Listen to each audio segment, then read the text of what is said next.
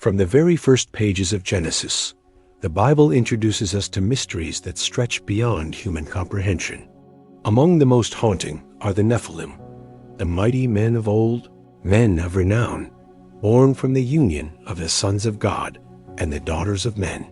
These beings were said to be giants, fierce warriors, whose existence brought corruption to the earth before the flood. Their story has fueled centuries of speculation. Who were they? Angels in rebellion? Ancient kings worshipped as gods? Or something far stranger? But the Nephilim are not the only ancient race of monstrous beings spoken of in myth and legend. In the Greek world, far from the land of Canaan, stories emerged of another terrifying breed, the Gorgons. Most famous among them was Medusa, with her snake-crowned head and gaze that could turn a man to stone. While the Nephilim towered over mortals in stature, the Gorgons wielded a supernatural power of petrification, a different kind of domination, but just as deadly. At first glance, the worlds of the Bible and Greek mythology seem far apart. But what if they were not? What if the echoes of the same ancient reality ripple through both accounts?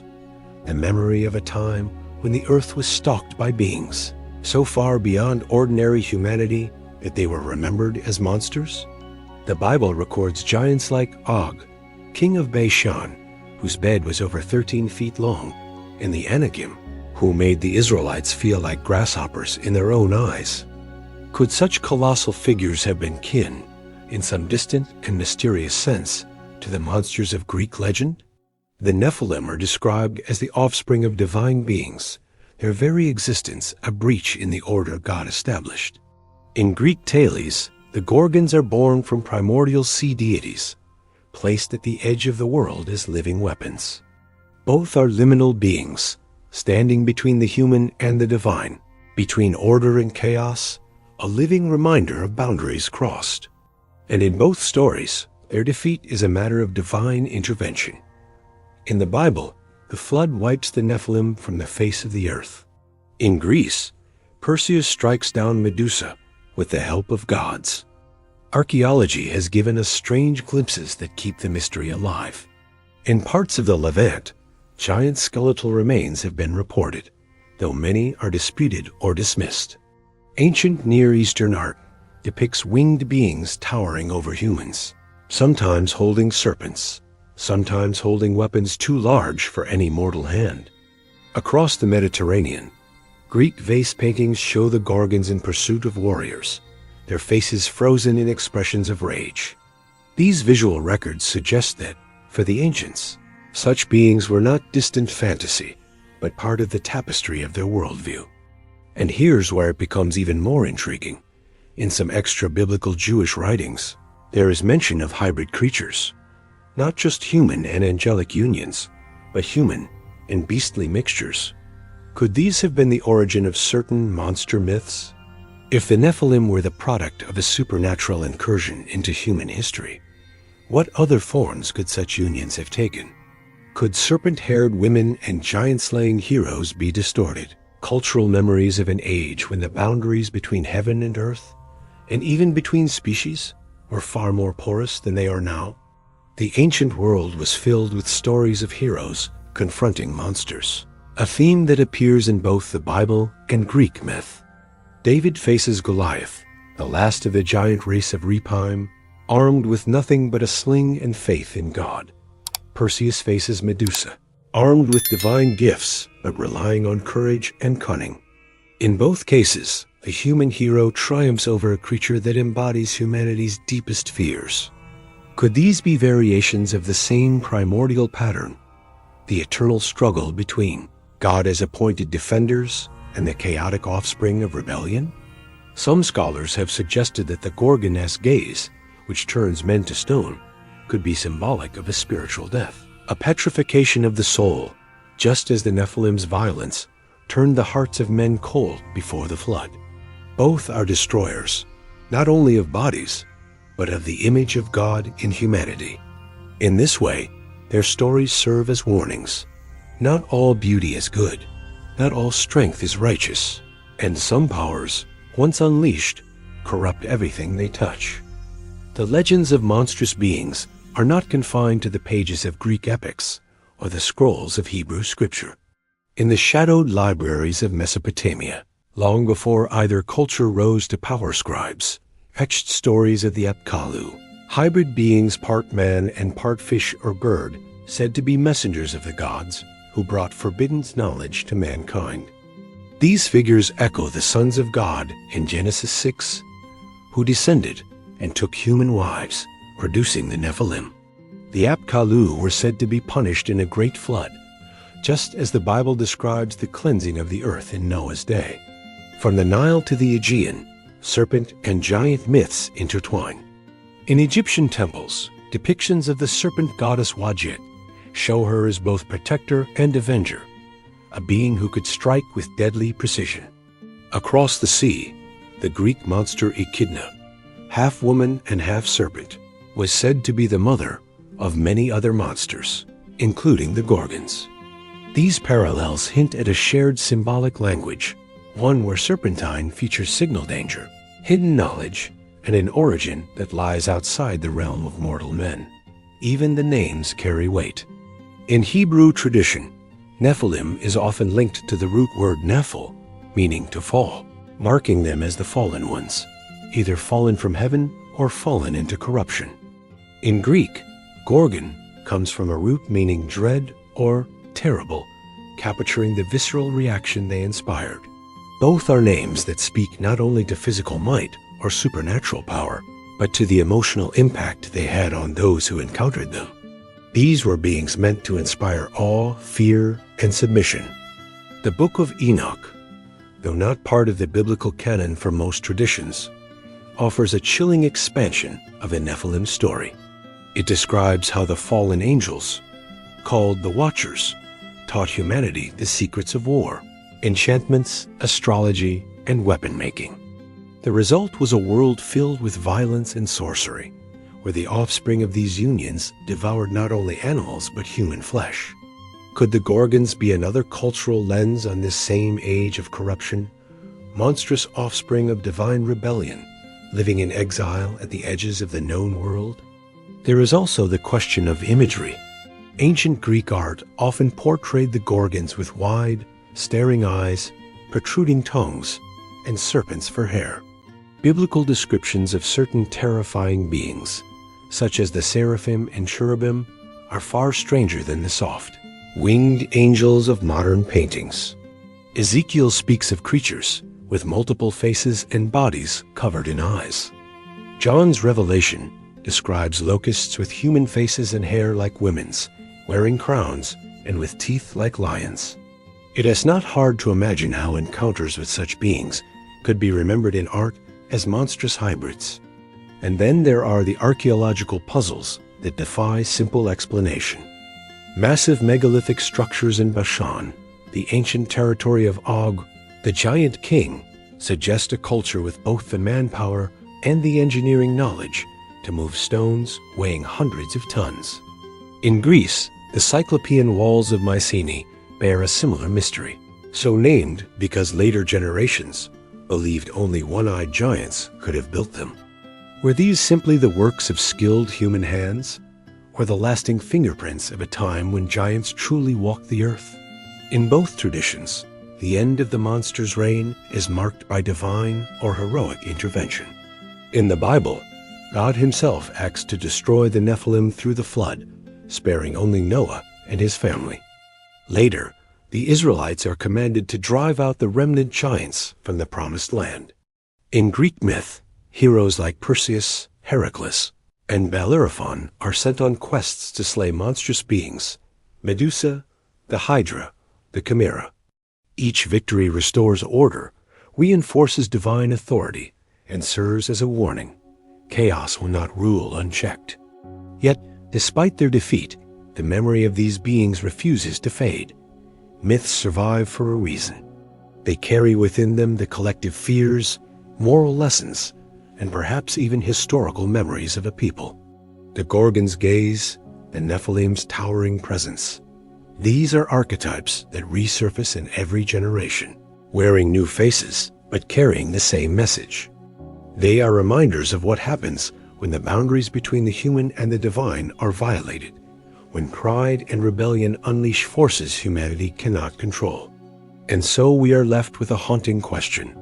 Were the Nephilim and the Gorgons just symbols, poetic metaphors for evil and chaos? Or were they rooted in real encounters with beings now lost to time? The world before the flood and the ancient Mediterranean before the rise of empires may have been stranger than we dare imagine. If these creatures did walk the earth, their shadows still stretch into our myths, our scriptures, and perhaps even into our deepest fears. If we trace the serpent and giant motifs even further back, we find ourselves in Sumer, the cradle of civilization. Here, gods like Enki, the lord of wisdom and water, were often depicted with streams of serpentine life flowing from their shoulders.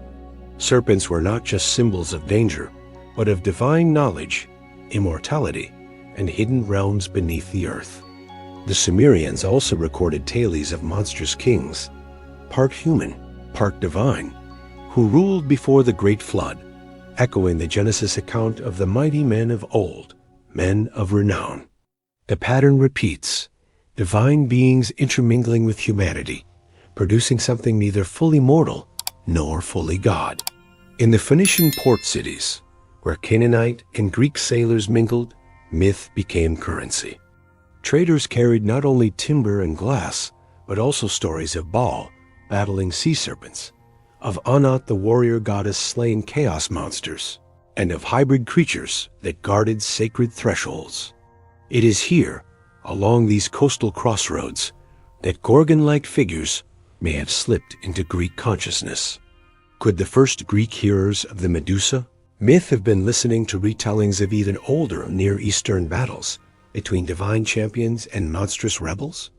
The deeper we look into biblical and extra-biblical sources, the more we see how the giants and monsters of ancient lore are framed as challenges to divine order. In Numbers 13, the Israelite spies described the sons of Anak, a giant race, as so massive that they felt like grasshoppers in comparison. In Greek myth, the Olympian gods faced the Gigantomachy, a war against the giants, in which victory secures the rule of Zeus.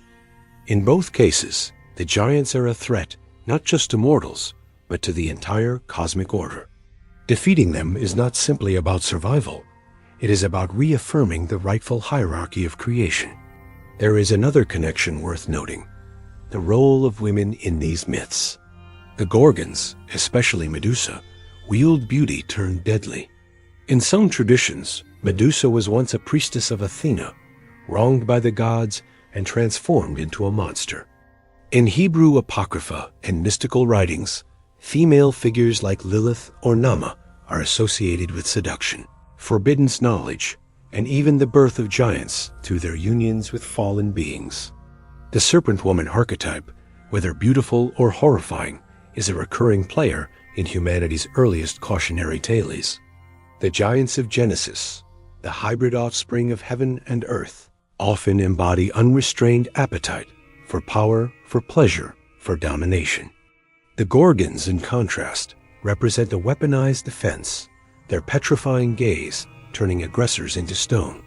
One is a predator, the other a deterrent. Yet both are unnatural.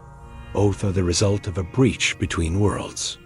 Perhaps these differences are the result of a single root story, branching in different cultural directions, one becoming the tale of corrupt rulers and ravenous titans, the other becoming the warning of a guardian twisted into a terror. Archaeological finds in regions like Anatolia and the Levant continue to stir the imagination. Reliefs carved into basalt show beings with muscular human bodies, but serpent tails instead of legs, guarding temple gates. Coins from ancient cities depict winged humanoids with strange scaled skin. In Bashan, the mysterious Rashum al-Hiri, a massive megalithic monument predating the Israelites, has been linked by some to the Rephaim, a giant clan mentioned in Deuteronomy. In the Aegean Islands, archaic sculptures depict female heads with snake-like hair, predating classical Greek Gorgon art by centuries. Were these independent inventions, or artistic memories of a shared ancient encounter? Even the post-flood world is not free of these beings. The Bible records the existence of giants long after Noah, Og of Bashan, Goliath of Gath, and others, suggesting that either the genetic corruption persisted or that another incursion occurred. Likewise, Greek myths speak of monstrous offspring and divine punishments continuing into the heroic age, long after the gigantomachy. This persistence across ages hints that the giants and monsters were not merely one-time anomalies, but recurring disruptions, reappearing whenever the boundaries between the human and the supernatural were crossed. And if these ancient disruptions were real, the question naturally follows, could they happen again?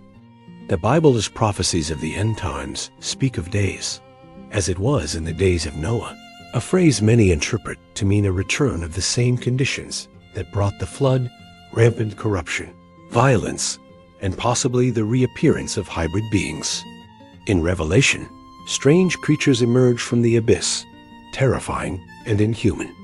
In Greek eschatology, there is also the fear of chaos monsters rising again from the depths, breaking the fragile order of the world. The parallels are striking, as if both traditions are warning of a cycle that has played out before and will play out again. If the Nephilim and the Gorgons are two cultural expressions of the same root reality, then perhaps they are not merely curiosities of myth and scripture.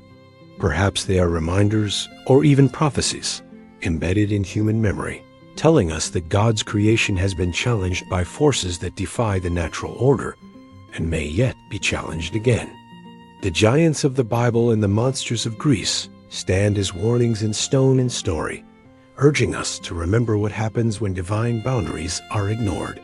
When we step back and look at the evidence, the scriptures, the myths, the archaeology, and the shared symbols across cultures, a startling picture begins to emerge. The Nephilim and the Gorgons may not be as far apart as we once thought. Both embody the intrusion of something otherworldly into the human realm, a disruption of God's intended order. Whether in the form of towering giants born of forbidden unions, or monstrous women whose very gaze defies life itself, these beings carry the same signature, power twisted by rebellion. The Bible speaks of a time when the sons of God took daughters of men, producing mighty men of renown, beings who filled the earth with violence. Greek myth tells of gods and mortals crossing forbidden lines, birthing creatures that challenged even Olympus. In both cases, judgment follows, a flood, a divine war, a cleansing of the earth.